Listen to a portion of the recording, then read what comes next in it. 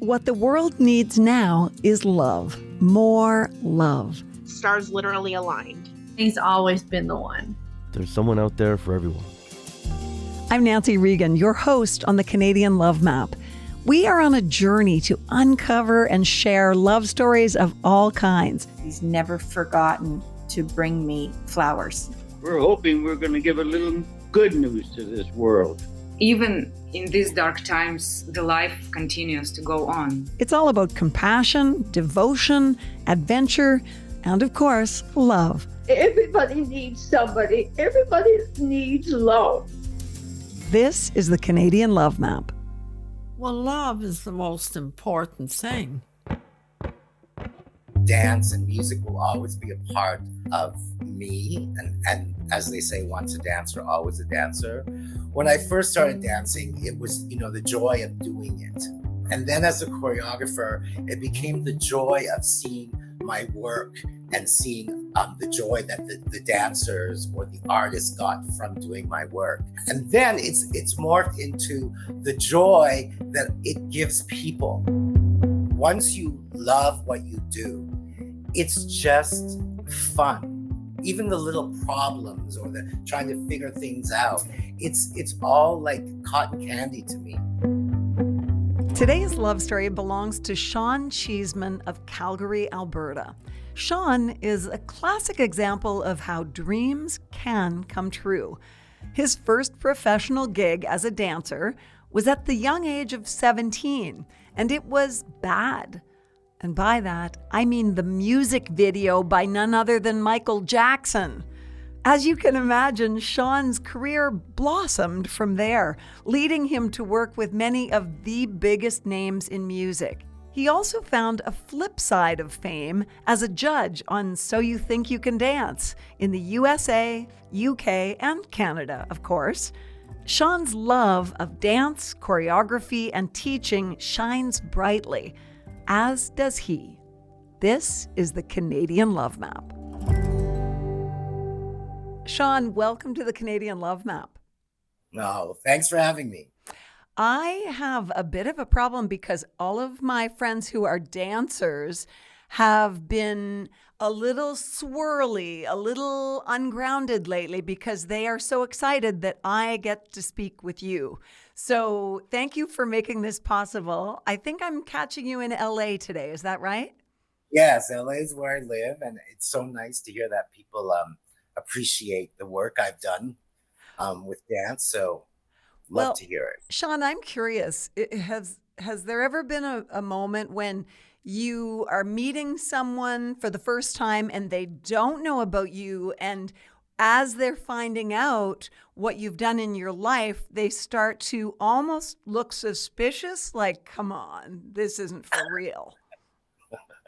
Even sometimes in the grocery store, things like that will happen because they'll be playing a song and I may mention that I worked on the song, and then they go, oh my God, like things like that, which is really funny.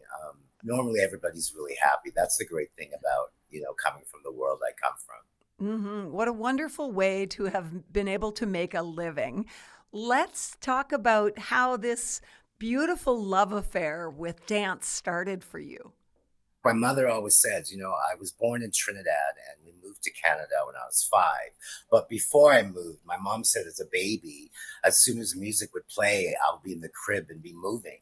And when we did move to Canada, I went to see a show called The Ice Capades,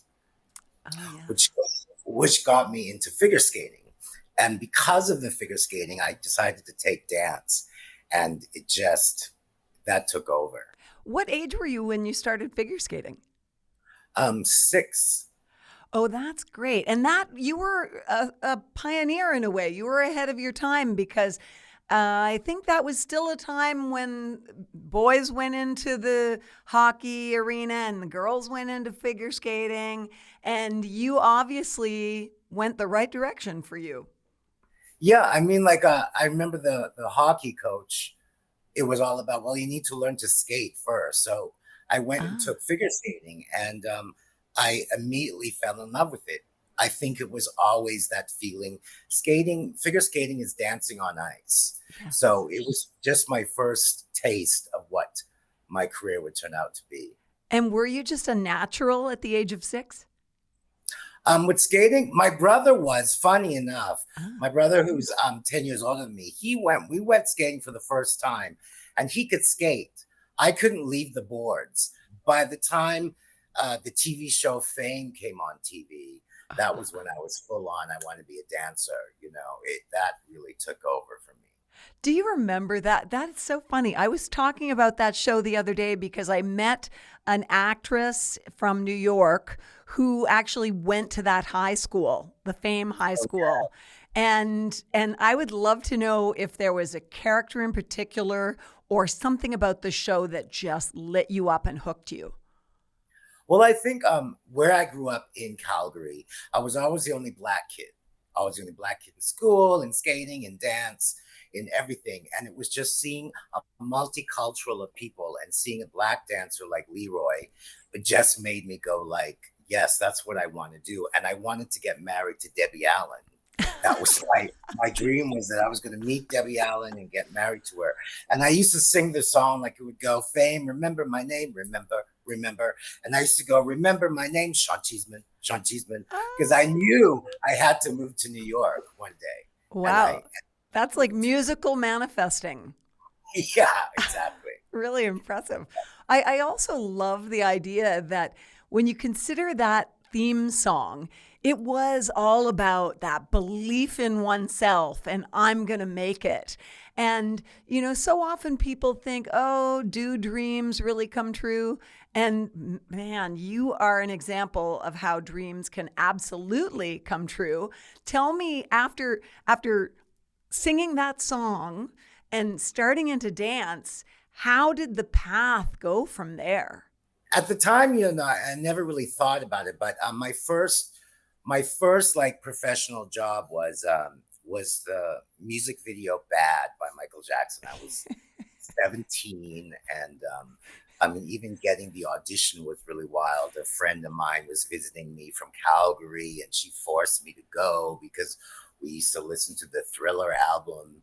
And then I ended up getting it. And yeah, sorry, you lost me at first professional job was bad. So right.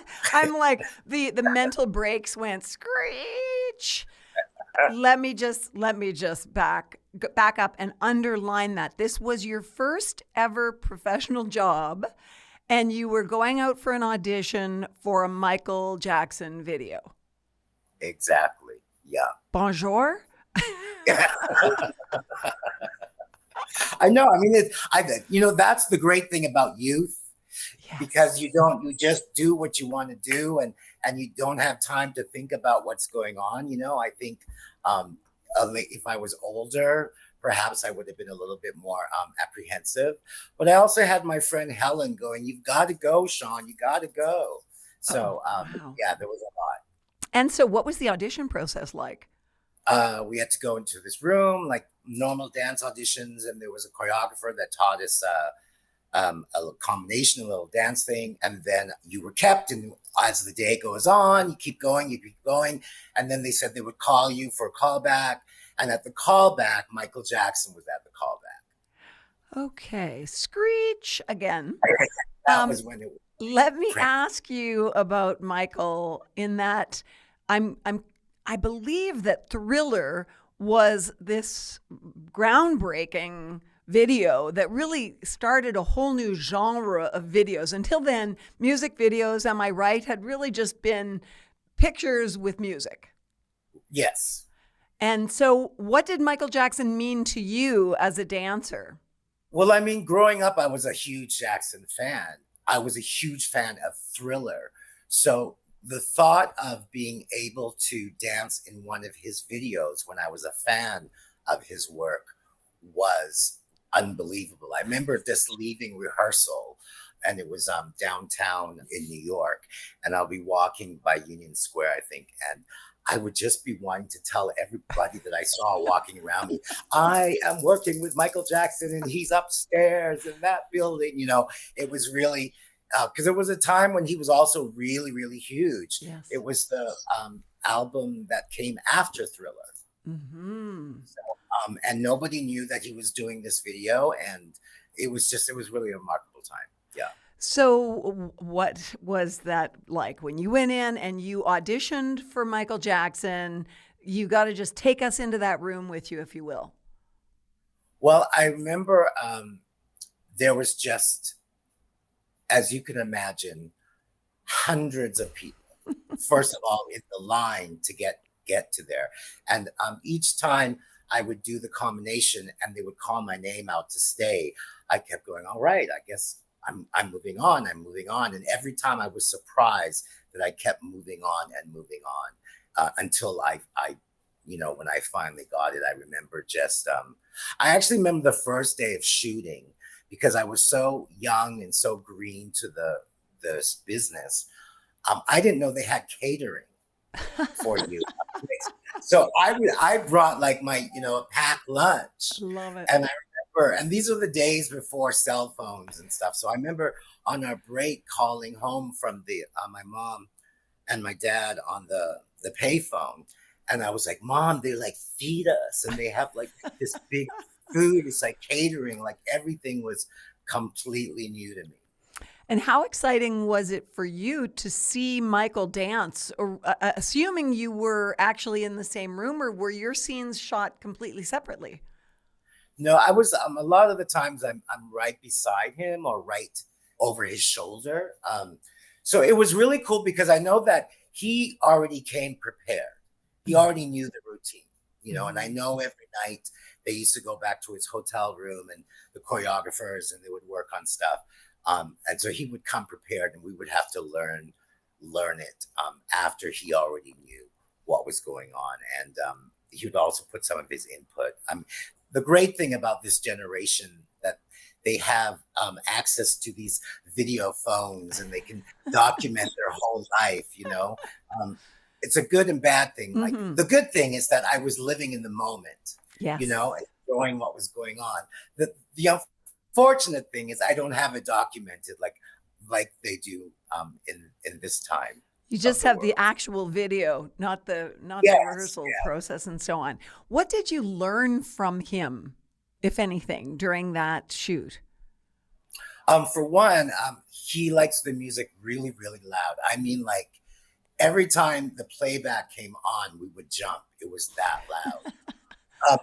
I think what I learned from Michael and learned from doing music videos was, you don't need an audience to perform. It's, when you're doing stuff on camera, it's like 5, 6, 7, 8 perform. So you have to find that performer in you, inside of you, not from the energy from a live audience. Mm-hmm. So that was something I definitely learned from doing. Because before then, I was dancing in dance recitals or dancing at a park with always a live audience. And then when I did Bad Video, it was really, once that camera red light came on, it was like, okay, it's time to perform. And have you been asked thousands of times in your life, what was he like? Yes. Yes. And he was great then. He had asked me, have I always wanted to dance? And I said, yes. And I said, what about you? And he was like, I've always loved dancing. And I remember asking him, does he tap? Because I was first a tap dancer. Huh. And he said, yes. And I said, well, who was your teachers? And for people who don't know about dance, he told me his teachers were the Nicholas brothers.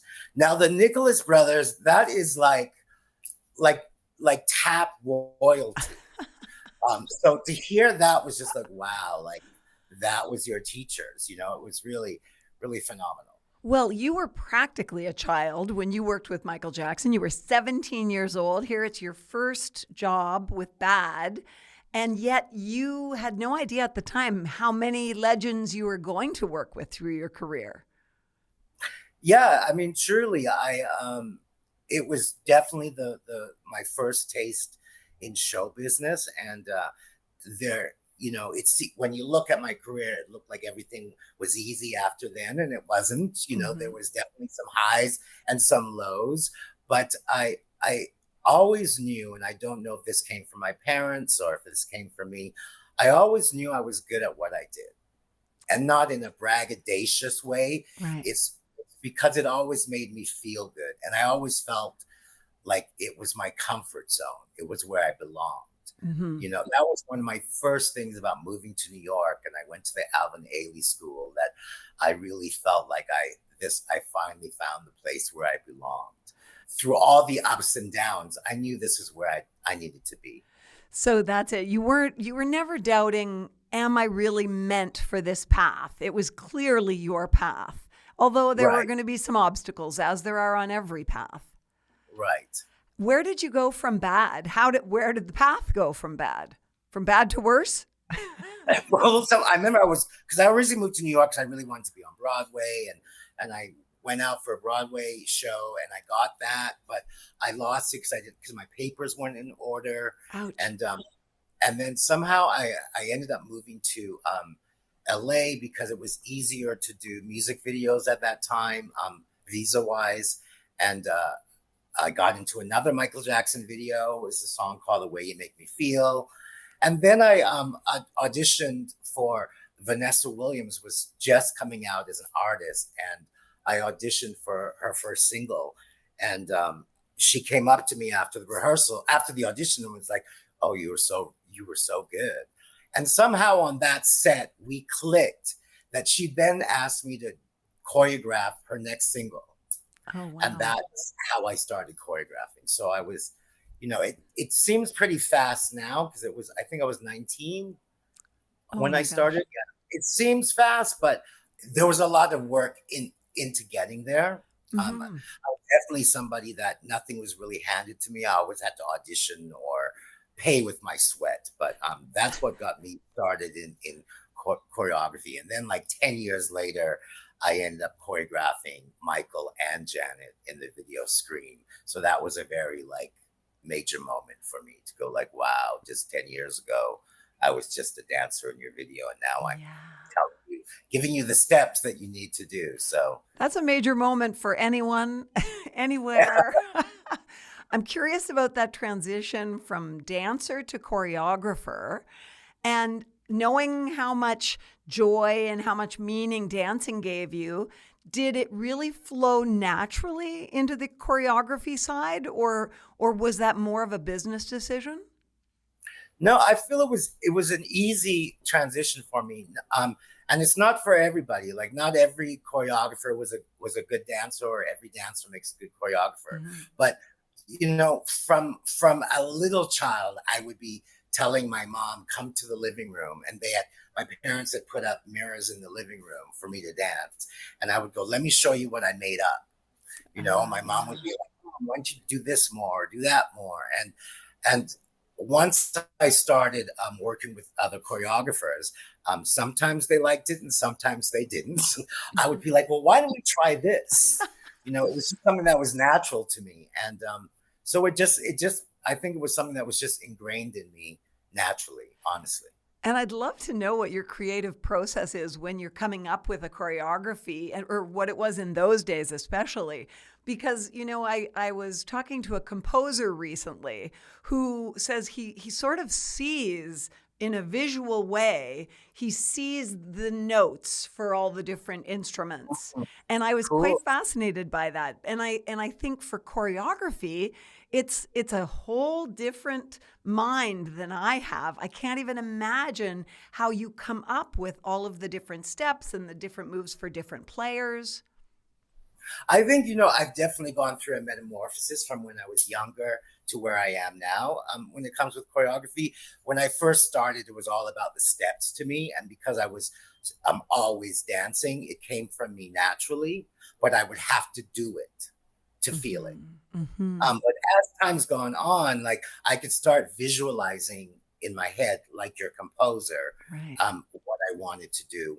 And then also I realized choreography isn't always just about steps. I need to have a theme sometimes, or story I want to tell, or also working with dancers. They become like my paint for my canvas if I'm going to get all deep, because I mold them into different pictures I want to do. I really love with my choreography now that it's everlasting pictures, that if it was taken as a still picture, it would be a really nice photograph. We couldn't share the great stories that we do here on the Canadian Love Map podcast without the amazing support of Charm Diamond Centers. They are Canada's largest family-owned jeweler, and they're proud to be putting love on the map. The folks at Charm Diamond Centers are thrilled to be a part of your love story. So visit charmdiamondcenters.com or one of your local stores. Love starts here. So I know you toured with Janet Jackson. Did the Janet Jackson people see that you had been in Michael Jackson videos and went, okay, we're definitely going to see this guy? I don't even think she knew I'd been with Michael. It was someone that was assisting me, was someone that used to work with Janet and had toured with Janet. And that's how the introduction came. And I first came on the tour that I did with Janet. I first came on as a choreographer, and she ended up losing a guy. And then she asked me if she really wanted me to take his place. And at the time, of my life, I was so into being the choreographer that I was like, I really have to think about it. But then I thought, well, this is a good way for me to retire as a dancer after this tour. And that's what I did. So that must have been quite an interesting jump as well. It's one thing to do a music video, but all of a sudden you're on tour with one of the biggest stars in the world and you're city hopping. Yes. And, I remember that there was nothing like the first concert. I've worked with all the Jacksons now in my life. And I think it was because of their father. Their work ethic is so amazing. Mm-hmm. They can rehearse for 24 hours, I'm sure, because they just want things to be perfect. So with Janet, which was unheard of at that time, we rehearsed for 6 months. Wow. Which is a long, long time for it to rehearse a tour. And that first concert, when we're standing there waiting for the music to start, the roar, I have never heard a roar of audience, in a stadium that big, that when the music came on, we all were laughing after. We were making so many mistakes because we were all like, wow, like the energy just kind of took you to this ride that the adrenaline just took over. So you had to get used to riding that wave almost. It's like a surfer. The wave is so big, you've got to learn to ride it. From Michael and Janet Jackson to another absolute icon, I understand you worked with Prince as well. How did that come about? Yes, Prince, Mr. Genius. Again, it's always these weird connections. Like I was telling you earlier, my first choreography job was Vanessa Williams. Well, the director of that video also liked me, and then she was working with Prince, and then she asked me if I would go or would choreograph for Prince. So we flew down to Minneapolis for him to meet me, and we went into Paisley Park, his building, and it was all really remarkable. And that took me on a 2-year journey with Prince. And what kind of a dancer was he, in your way of describing him, as compared to the Jacksons, for instance? Prince was definitely someone who had his own style, like Michael does and Janet does too. But Prince is more like a free mover, and it was trying to just bringing that out. And I have a funny story with Prince, and that was one of his videos. He had called me up on a Sunday morning, really early, and he was like, he was in LA, and he asked me, well, what are you doing right now, Sean? I was like, well, I'm just waking up. What? He goes, well, we're shooting a video here, and we don't really know. Why don't you just come down and help us? And I was like, okay. So I go down, and then I get there, and everybody's sitting around. He's like, we don't know what to do. Oh my gosh. So, and he says, I don't have my band with me in this song. I don't really know what to do. So why don't you just dance behind the camera, and I'll try and copy you. So if you ever see the video, Insatiable is the name of the song. Mm-hmm. The movement that he's doing is he's like copying me as I'm doing it. It was really a surreal moment. You were like a puppet master. Yeah, yeah, definitely. Amazing. And he was shadowing you. Well, Yes. that's really cool. And then I wonder also how you jumped the bridge from that kind of music to country music, and you worked with Faith Hill. Yeah, she's such a sweetie. And I remember her. She was just, I haven't worked with many country artists. I think she might be the only one. And they're just very down to earth, no pretentious stuff. But actually, all the celebrities I've worked with, the ones who are legends, they've always been very down to earth and hard workers. Well, when you mention legend, I have to say Whitney Houston. Yes, yes. Whitney and I became friends, and that was I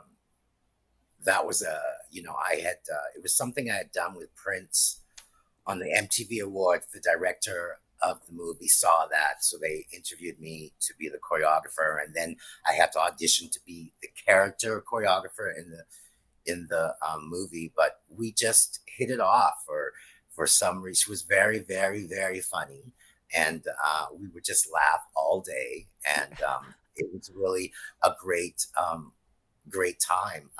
If you would think of The Bodyguard, you don't think there's much choreography, but there was, now in this time they have a title for it, which you're like a movement coach. Yes. So I did a lot of movement coaching for her, and then working with dancers in the background and stuff. But it was a really, it's definitely up there as one of my favorite career moments. Besides Bad Video, was definitely working on that movie.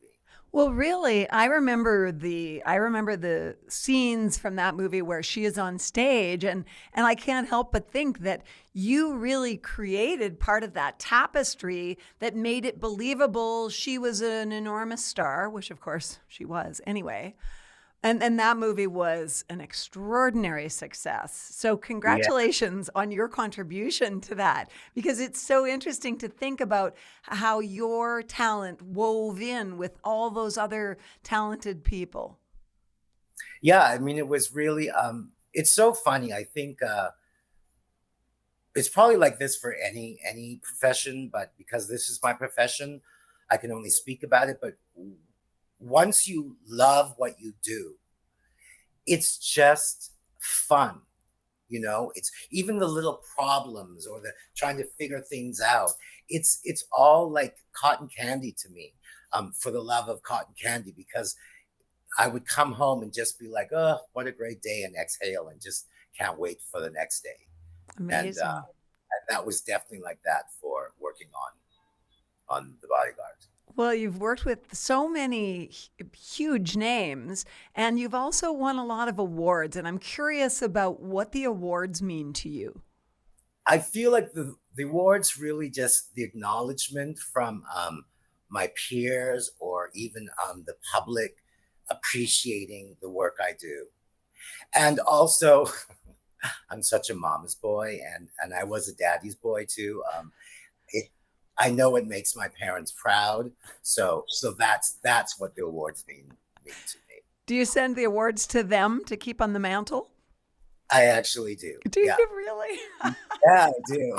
They have all the tour jackets. They have, all the memorabilia from everything I've worked. Everything is always at with mom and dad. I lost my dad in 2020, but they have everything. And my dad used to have all the videotapes of everything that I've done and things like that. Yeah. So. Oh, parents' pride is a beautiful thing. I'm sorry to hear about the loss of your dad. Is your mom still living in Canada?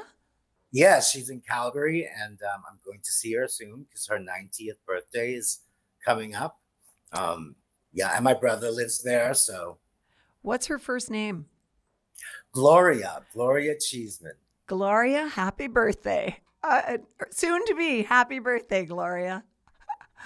Do you still really identify as a Canadian, having spent a long time south of the border now? Oh my God, yes. I think when you leave your country, you become even more of a patriot. Like, I'm so full on Canadian that I think it drives some of my friends crazy here, because I'll always point out who's Canadian actor, or Canada, Canada first did this, or they'll make fun of some of the words I say, and like sorry, or, things like that. But yes, I'm proud Canadian and proud Calgarian. I also wonder if there's sort of a fun excitement of other really well-known Canadian celebrities in LA who find out when they meet you that you're Canadian. Yeah, well, that's like I was so mad when I did The Bodyguard. I didn't know, because the person who produced the music was David Foster, and I had met him, and I didn't know that he was Canadian at the time. And I would have been like, oh my God, we're Canadian. But I have worked with some Canadian artists. I worked with Nelly Furtado in Switzerland, and it was just great when you do meet up with another Canadian. You feel you have this hidden bond, which you do. And I hire a lot of, like, most of the dancers I like to work with are Canadian. Most of my assistants have been Canadian. Wow. I'm very, very patriotic. Oh, I'm excited to hear that. And I'm also interested to know about another side of your career, yet another side of your career, which also brought you a lot of fame, and that is So You Think You Can Dance. Oh, yes. So You Think You Can Dance. How did that land in your lap? I first got that through the Canadian version of the show. And like, they were looking for choreographers, and I was living in London, London, England, and I just moved back to Canada, and I was staying with my parents. And at that time, it was like perfect, like, timing. I had just got an agent in Canada because I wasn't sure where I was going to go. That was when my father first got sick. That's why I moved back. And then they were going to do the Canadian show, and I got on the Canadian show, and then the American show, saw my work on that show, and then had me do the American show, and then the British version, saw that. It was all like that. And actually, So You Think You Can Dance is what made me move back to America. Oh, interesting. It's like, I'm doing so much for the show, I might as well just move back. And was it kind of a full circle moment for you as someone who, as a young kid, got this huge break? It seems to me it's an opportunity to find this young talent and take them out of this unknown existence and catapult them. Yeah, I it's also, I think it's one of the hardest jobs I've ever done. Really? Because as a choreographer, you're a little bit of a control freak in the way that you like to, especially when you hold an audition, you hire the dancers, you like doing your work. Right. And So You Think You Can Dance, you don't know who you're getting. And so you create this number, and then you get the dancers, where usually you get to create it with the dancers. And the dancers, it's what's remarkable about them, it's a really short time that they have to learn it and then perform it. It's only like 2 rehearsals and then a camera blocking, and then boom. Oh, wow. So, as someone who has no capacity for choreography, that makes me, every muscle in my body clench up. 2 rehearsals, and then you're doing it. Right. Wow. Yeah. And I feel like, that no matter how far you go on that show, you leave being a better dancer because you've had to learn all these different styles from different choreographers in such a short time, which is such an asset for this business as a dancer. It's a really great show in that it encourages so many, I think even young kids watching it, into the joy of dance. And I would love to know about that joy for you. Has it changed over the years? Has it evolved? Or what is it like for you today, your relationship, this love affair with dance? I think the way that it's evolved or changed is, even though I'm going into directing, I know dance and music will always be a part of me. And as they say, once a dancer, always a dancer. When I first started dancing, it was, the joy of doing it. And then as a choreographer, it became the joy of seeing my work and seeing the joy that the dancers or the artists got from doing my work. And then it's morphed into the joy that it gives people. Like one of the numbers I remember that I did on So You Think Canada, it was this African jazz piece, and it was a very spiritual kind of number. And there was these people who contacted me, and their mother was a huge fan and loved that number. And she was unfortunately dying of cancer. So we did a special thing for her with that number on our finale episode, and she watched it. And I think it was like 4 hours before she died. Oh my. But she said that it made her feel at peace, and it gave her such a wonderful feeling. And the family felt the joy that she got from seeing that. So it's those things that give me, the joy now. It's what it brings for people, and how it's art. Dance is also art, and you can tell these incredible stories. Mm-hmm. Yes, the narrative within. But Right. as you describe that, I can't help but think about a quote that I have used not too long ago by Edith Eva Eger, which is that the opposite of happiness is not depression, it's expression. Oh wow, that's a cool You one. know, and dance is at its most beautiful expression of emotion, of story, of personality, of character, I guess. Yes, and I also, there's, in our industry, sometimes I feel there's a lot of dance snobs in the way that, well, I'm a ballet dancer, so I'm the best dancer, or I'm a hip hop dancer, or and I love all of it. And because I feel like, especially some traditional kind of folk dancing and stuff, that I don't know anything of that technique. But there's a quote of Maya Angelou that says, that I love, that people don't always remember what you say, but they always remember the way you make them feel. Yeah. And that's how I feel about when I think of doing my work, and when I look at art or anything, it's what it made me feel like. And a lot of different dance from all different backgrounds and cultures give me a feeling. And that's what I love about dance. That is one of my favorite quotes of all time, actually. And I thank you for weaving it into this conversation. Just want to ask you one more thing, and it's about young dancers, and I think dancers of all ages, because there are a lot of people in the world, adults, who say, oh, I can't draw. Oh, I can't paint. No, I'm not creative. And I really think that's true about dance as well.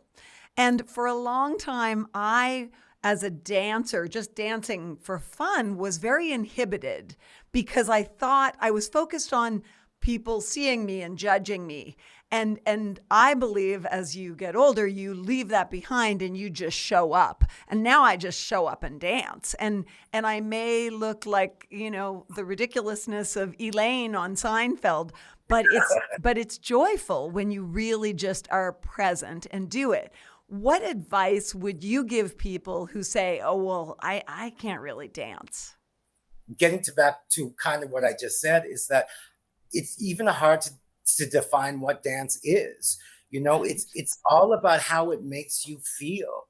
Yeah. It's not about how you execute it, because there's also, sometimes there's movement from, like a quirky movement that I think is like, amazing, that will look great to certain thing, that it's not like the typical maybe not be on rhythm or whatever. That I just feel anything in life, it's about how it makes you feel. It's not about, never be shy about something that makes you feel good, because if it makes you feel good for the right reasons, it's always the right thing to do. Thank you for making time for us today. What a joy it has been for me to talk to you. This has been a pleasure. Thank you so much. Thanks so much for listening to the Canadian Love Map. This podcast is presented and made possible by Charm Diamond Centers. It's hosted by me, Nancy Regan, and is produced and distributed by Podstarter. We love sharing love stories of all kinds, and that could include yours. So do you or someone you know have an uplifting tale to tell? Reach out to us on Facebook or Instagram using @CanadianLoveMap or email producer@podstarter.io. We'll be back next week with another love story to add to the map.